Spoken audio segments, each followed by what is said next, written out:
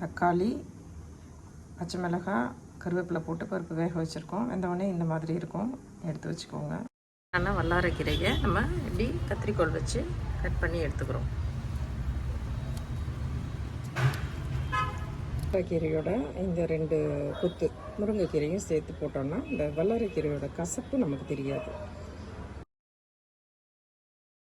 வெங்காயம், பூண்டு, வடகம் போட்டு தாளிச்சிட்டு வெங்காயம் போட்டு நல்லா வதக்கிக்கிறோம். நல்ல ப்ரௌன் கலரில்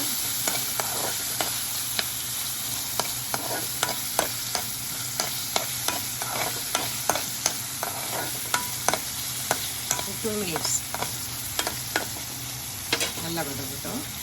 வதங்கினோடனே நம்ம ஏற்கனவே தக்காளி வேக வச்சுருக்கோம் இல்லையா, பருப்போடு வேக வச்சு அந்த தக்காளியை அப்படியே இதில் இருக்கும். கொஞ்சம் மஞ்சள்தூள், நெக்ஸ்ட்டு தனியாத்தூள்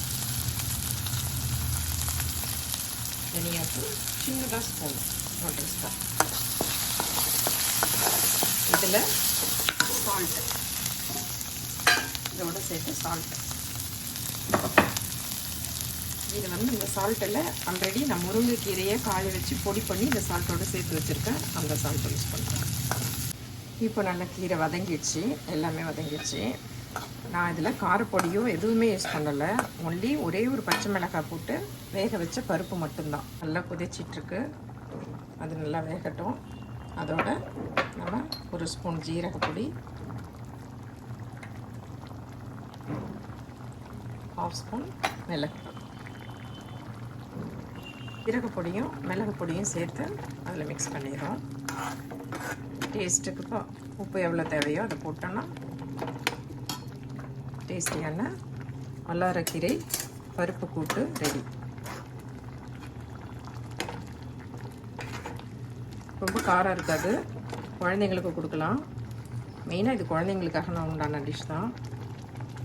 ஸ்கூல் படிக்கிற பசங்க நல்ல ஞாபக சக்தியோடு இருக்கணுங்கிறவங்களுக்கு வல்லாரைக்கீரையை அடிக்கடி சேர்த்தோம்னா ரொம்ப நல்லது. பிரைட் ஸ்டூடெண்ட்டாக வருவாங்க. தேங்க்யூ.